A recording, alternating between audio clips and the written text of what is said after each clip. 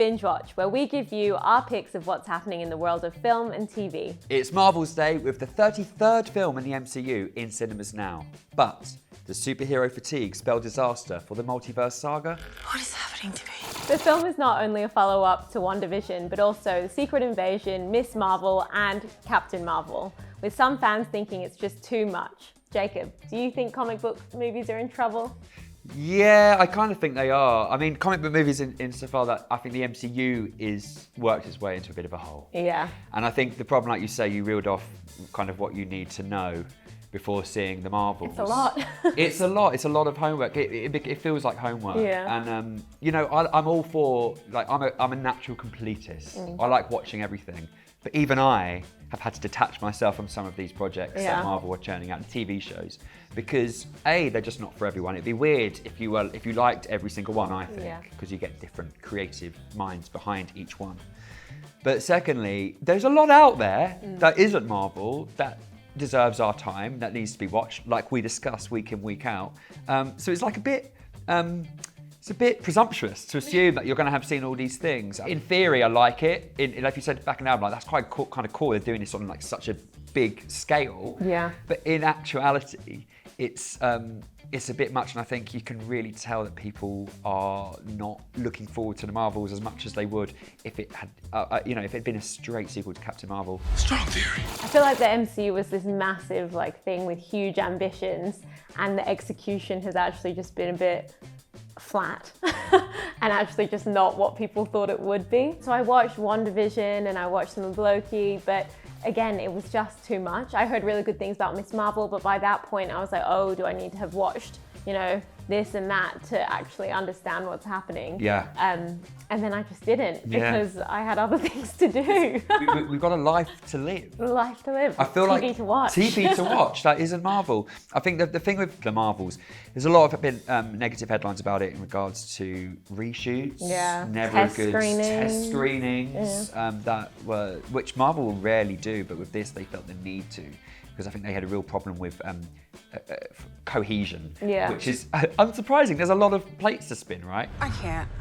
Can you? I got it. So a lot of that, I think people might rush to see it out of intrigue more than excitement, which is a marketing ploy at the end of the day, but not one that President Kevin Feige, I'm sure, was anticipating when Avengers Endgame was released back in 2019. I think he was thinking, we're on a high and we're going to keep the high going. Those were the heydays. The heydays, man. I mean, what did you like the Avengers films? And were you excited for what was going to come next? Yes. Yeah, I think it just felt like, big horizons, and it was just a lot of possibility. And then the MCU came and it was like, oh, this is huge and exciting, and returning characters and, legacy features and things. And I just think it just, like we were saying, it just didn't pan out the way anyone thought it would. I was really hoping to pull off one last one. I can see why they would have thought it was going to pan out well. Like, I've got, introducing characters, niche characters for the first time on screen that comic book fans, Marvel Comics fans would have been really excited about.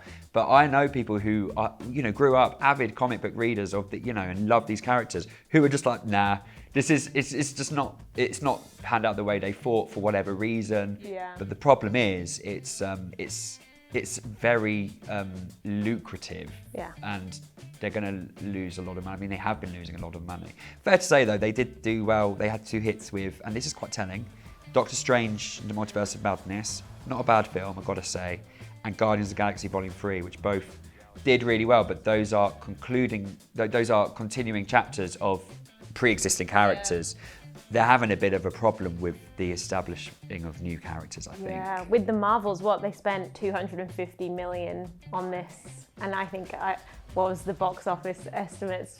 It was not bad. Not good, yeah. I think it's coming in at under 90 mil, which for a Marvel film is nuts. I think Doctor Strange 2 had an opening week or something, or weekend of 180 mil. Like that was last year. In fairness, they have had some hits since post Avengers Endgame, but I think they aren't having enough of the hits. Yeah, and I mean, I think we all read that Variety report where they're talking about one episode of She-Hulk costing $25 million, which kind of puts it on par with, HBO epics like Game of Thrones, and you just think, how has that much money been spent on one episode? Yeah, especially when there's been a lot of, and I know that the VFX artists have been in the headlines because they are basically not given a lot to work with, and there's probably room for improvement there. Obviously, a lot of the Variety report is they've not commented on it officially, but when an episode of She-Hulk costs that much, and yet you can still see that the effects needed work because they were ordered to basically put a big shot that was going to require a lot of work, that was going to be in the final in episode 1. Yeah. On a whim, they just had to just whip something up, and they weren't happy with their work. You can't be spending that much money and then it not being the finished article. He doesn't mean that. Spells trouble. It spells trouble. Not to mention, I like the fact that the Variety report mentions they just want to bring back the Avengers. Yeah. God. You know things are bad when they're like, should we just do bring it. them back? Just round 2, round 3. But even then, do you think that would work? Do you think people would just see through that and go, well, this is a bit of a cynical ploy? So I think it's fair to say we're a bit marvelled out. Yeah. But do you remember the last superhero film you truly loved, or that you saw on you? I mean, I don't know if it's to do with age, but I really loved, like, Tobey Maguire era Spider-Man. Yeah. And I think maybe there's just something nostalgic about that. And, Kristen Dunst is so good. And I just really like that. But I suppose, like, when we were talking about, like, a really good superhero movie, I'm definitely partial to, Christopher Nolan, like, Dark Knight trilogy. I think nothing really compares to that. And I know that Marvel isn't trying to do that, but that's just the kind of stuff that I like, I think. It's funny because I think Marvel probably had their plans, and Christopher Nolan, his, dark translation of the DC character Batman is like obviously the pioneering. It's so obvious to say it. Almost, I'm like rolling my eyes to say it, but he really did like change the way superhero films can be made. They are just so good because they work not just as superhero films, just as films in their own rights. And here we go. It's funny you say about the Spider-Mans because that was Sam Raimi, and he did Doctor Strange 2. Yeah. And I really like that film because I think it was you can tell that they were like, Sam Raimi, do your thing. Yeah. And I could really feel his imprint on it. And I think that's when I like Marvel, when you can feel the directorial imprint and it comes through, and it's not just Kevin Feige. You can hear him off screen going, now we're going to do this.